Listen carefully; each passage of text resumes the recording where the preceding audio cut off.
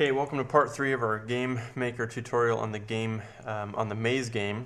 Today we're going to add in monsters, a starting screen, controller objects, which they're invisible, but they can control different aspects of the game. And I think that's it for today. So we'll do those things. Okay, let's start off by importing some sprites.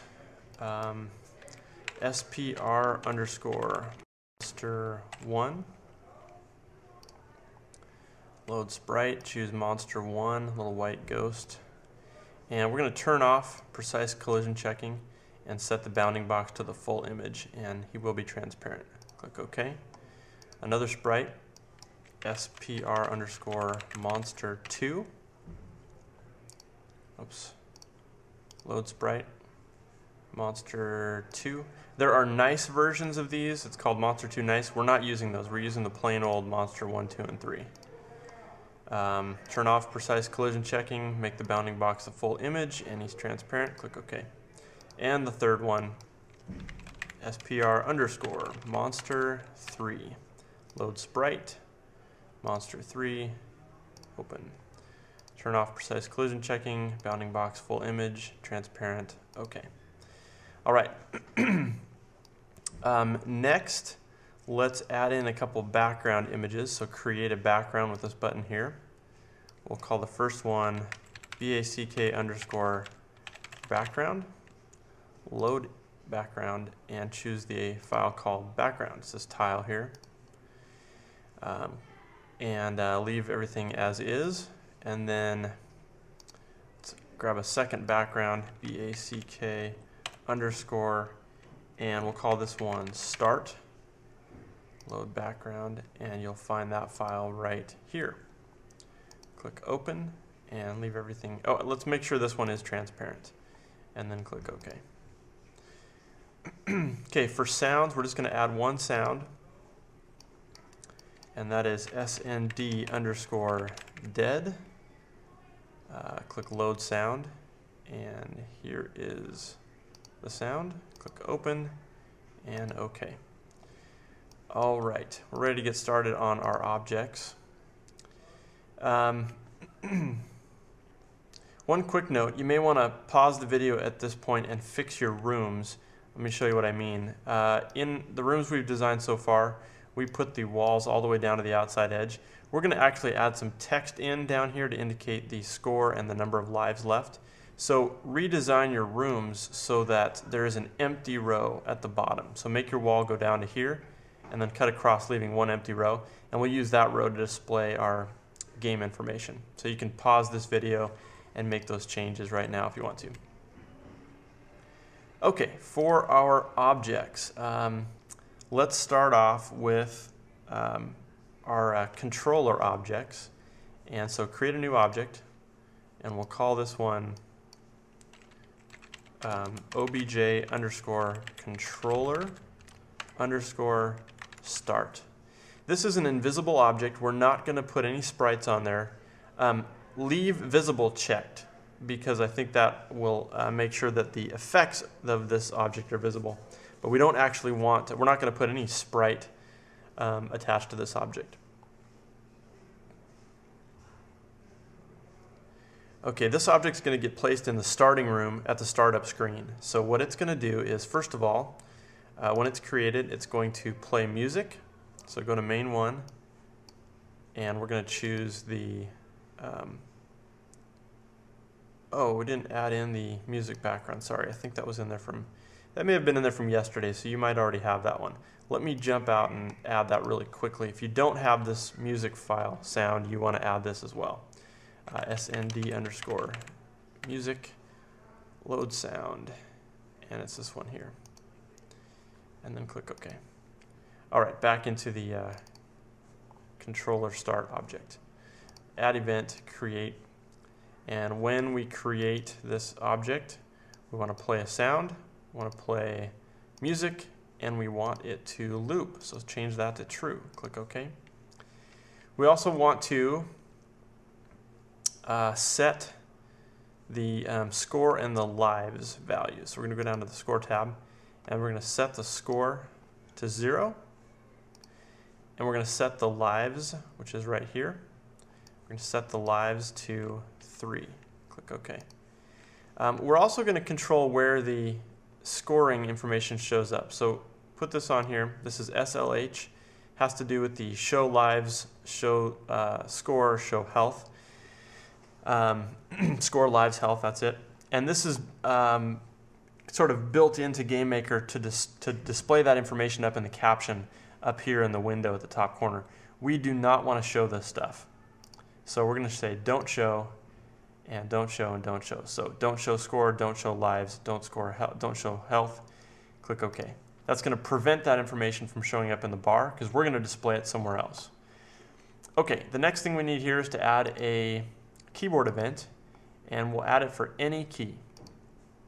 And remember, this object is going on the start screen, and so if the player presses any key, we want to then start the game. So we're going to choose for any game, main 1 tab, go to next room. And just to be safe, a lot of times in programming, you need to anticipate problems. This probably will never happen, but just to be safe, let's check to make sure there's a room in existence first.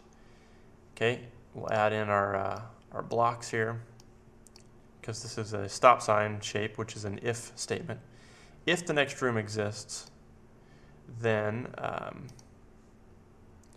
go to next room. No transition. Else, under control, else, and we'll go back to main 1. Oh, sorry, main 2.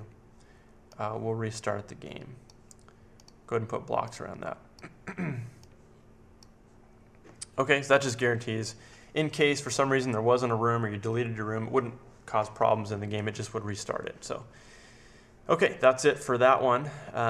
Click OK. And then let's demonstrate how this works. So let's create a new room. And the name of this room in the settings is going to be room_start. And this will be the starting screen for the room. For background, we're going to use the color gray that's already up there. But then for an image, we're going to include our background start. And that's going to put the title that's already been prepared for us on top of our background color. If you wanted to, in the future we'll use Photoshop or Flash to design our own title screens, but for now we'll just use the one that comes with this. And we don't want to tile this, we just want to stretch it so it takes up the whole room there. Okay, for objects in this room, we're not going to paint any players or anything like that, but we are going to add a controller start. Notice everything else has a sprite attached to it, but the object controller start has no sprite, so it's invisible.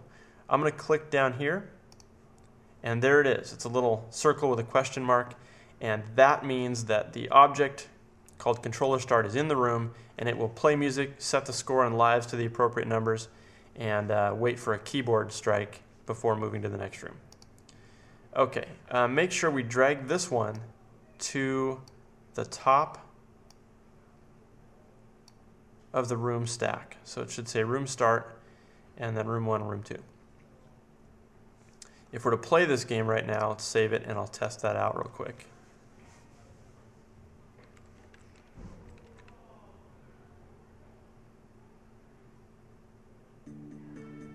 We got background music playing, and if I hit space, the game starts.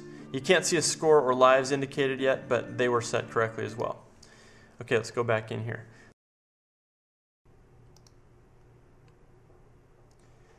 Okay, we need to create another controller object. This time it's a controller object that will appear in every level, every room, and it's going to do a few things for us. So let's create a new object. We'll call this obj_controller_main. And this object is going to draw our score and lives for us, and it's also going to check to see if there's no lives left.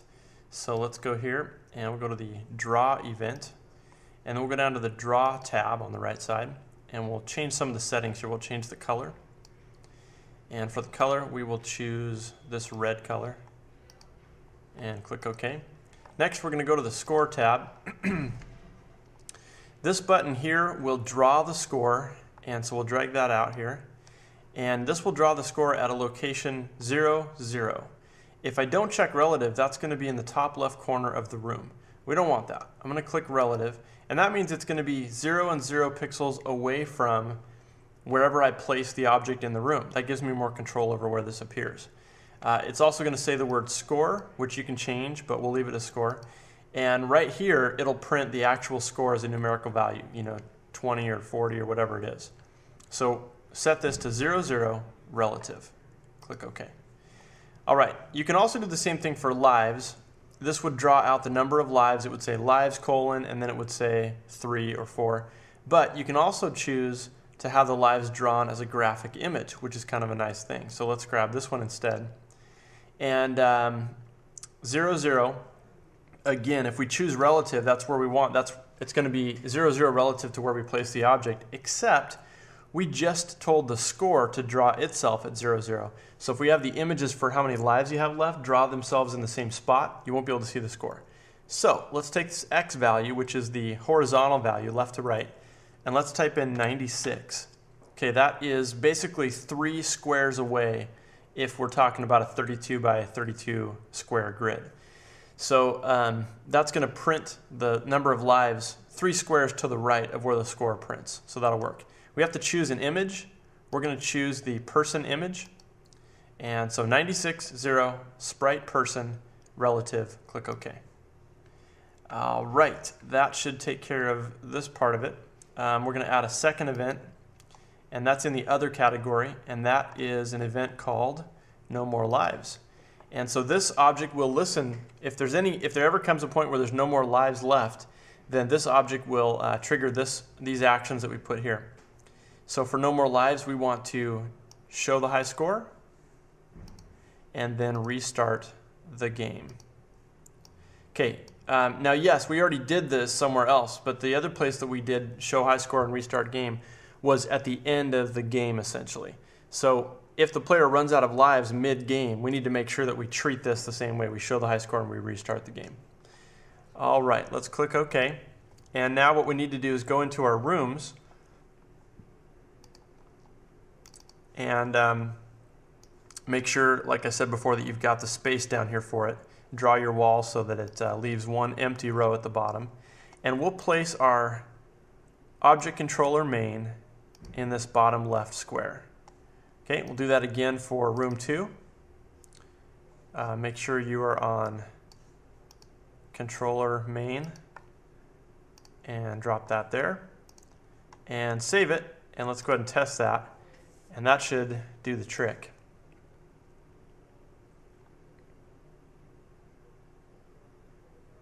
Okay, we've got background music going. Press space to move forward. Here's our score. Here's our number of lives left.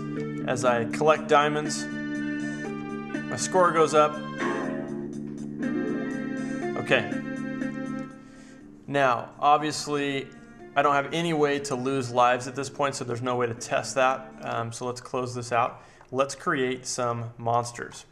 Let's add some sprites in. Oh, it looks like I already added these.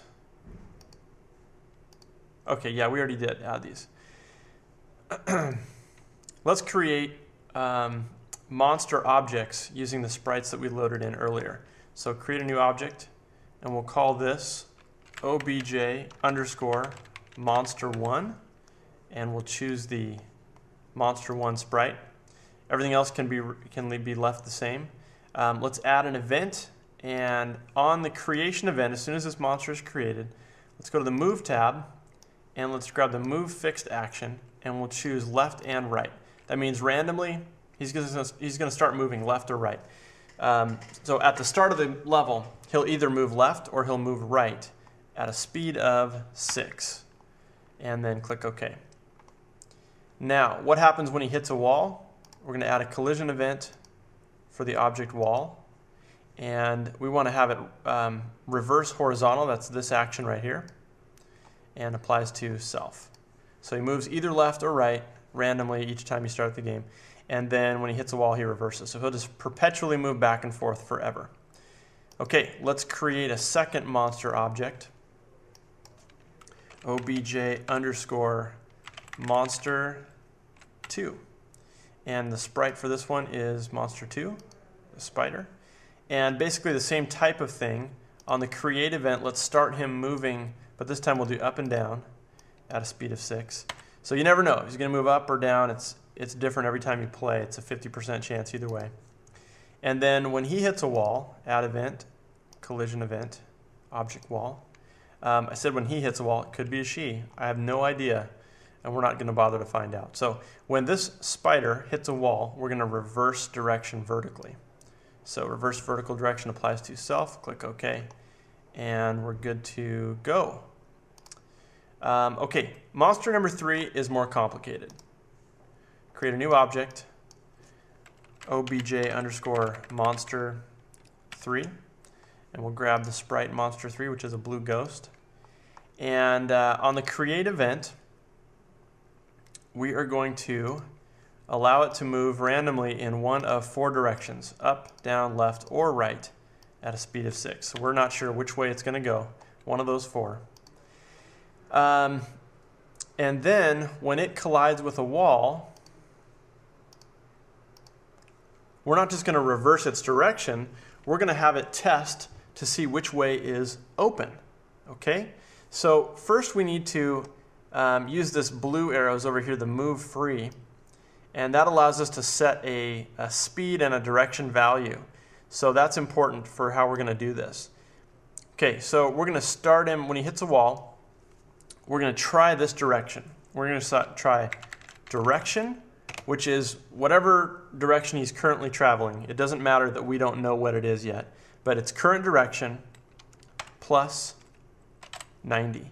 And that means 90 degrees clockwise from its current direction. So if it was heading up, we're going to take a look 90 degrees to the right, essentially, to see if there's anything there. And remember, his speed is 6, so we're going to look how far ahead he would travel at a speed of 6. So we're just kind of looking out to his right to see if this space is going to be available. Direction, the current direction will be considered 0. Plus 0 would be the way he's currently facing. Okay. And then what we want to do after we set the direction and speed is we want to test to see if the space is empty. So we're going to grab this check empty action.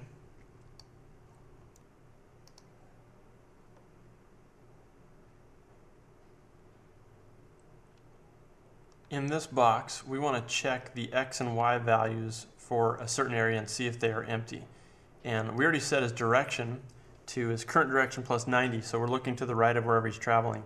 And we're going to check the X and Y coordinates in that direction. So what we need to put here is the speed that this object is traveling at, so the computer can see, okay, so if he's going this fast and he wants to know if this direction is free, where is he going to try to go in his next move? And it can predict that based on how fast you're moving.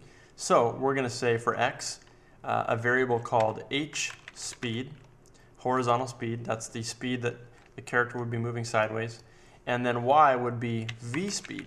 And these are built in, they're automatically generated by GameMaker, but they're available for us to check if we need to check them. And in this case, we're going to check to see if the wall, if there's a free space in that direction. Of course, you need to check relative, otherwise we're checking these values against the top left corner of the game. We want to check them against our current location. Okay, if the position is collision free, in other words, if we try to move, we hit a wall, we try to move to the right, if there's nothing there blocking us, then let's go ahead and end this, exit this event. And so that means that everything's fine, we can move to the right, so let's exit. And let's, out of good practice here, let's put a block around that because that's an if statement, okay? Now, you don't have to put an else next to it. If statements are like, if they turn out to be false, it just skips it. And if there's no else to do it, then it'll just continue on with more instructions as normal. So it's not required that you always have an else here. If we do have an else, that'll force a decision. But if we leave the else off, then the if statement, if it turns out to be false, this thing will just get skipped. So let's check. Let's set a new direction. This time we're going to check it. We're going to set the direction to direction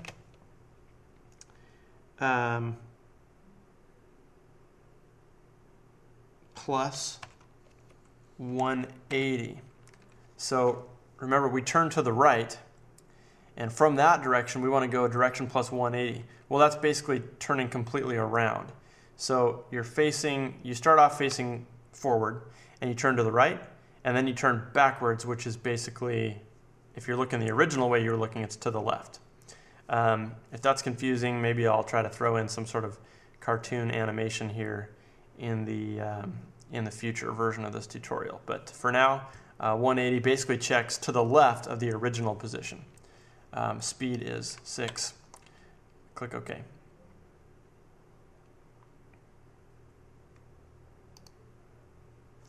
And then we're going to grab another one of these, check collision or check position here, and we'll do the same thing, H speed, V speed, and we'll check relative. And then if that's free, then we'll go ahead and put some blocks out here, and we will exit this event. Okay, finally, if none of these work, okay, so if this position to the right of us is blocked, and so we skip this, if this position to the left of us is blocked, then the only thing that's left to try is to go back the way that we came. And so all we need to do to make that happen is drag out one of these set directions again, set direction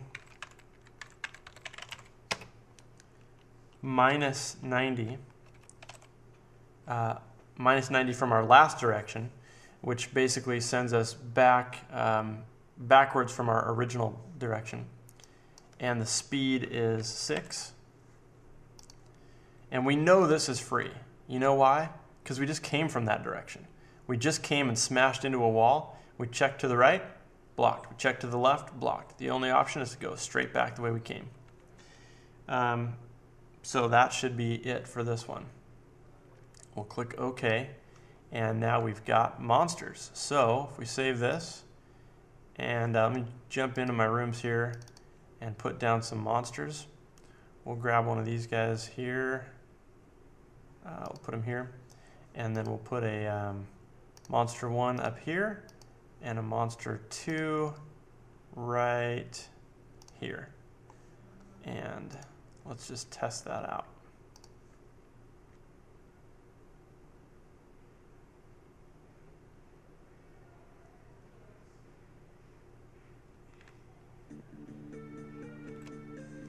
Okay, monsters are moving.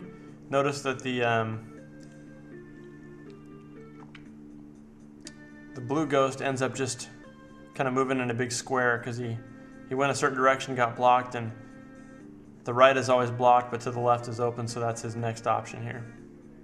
Okay. And if I touch one of these guys, oh man, I forgot to set that up.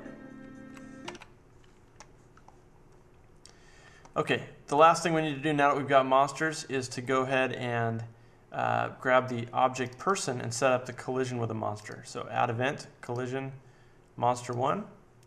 And if we collide with the monster 1, we want to play a sound. And the sound is dead. Okay. And now what we want to do is make the computer sleep for just a second. 1,000 milliseconds is 1 second. Click OK. The reason we want to do that is because if we instantly restart the game, it's confusing what just happened. But if the game pauses and the player's in contact with an enemy, it's clear what happened there. Okay, so we'll pause for a second, and then we will go to the score section, and we'll set the lives to -1 relative. At this point, if it turns out that we have no more lives, then the object controller main will restart, will end the game for us. Okay? But if that's not the case, if this just takes us down to 2 lives left or whatever, then it's going to do the next instruction, and that next instruction should be restart the room. And we'll leave no effect for the transition. Okay, that should do it. And now we can place some monsters in our room. Here's a monster 1, monster 2, and monster 3. And now if we play this game,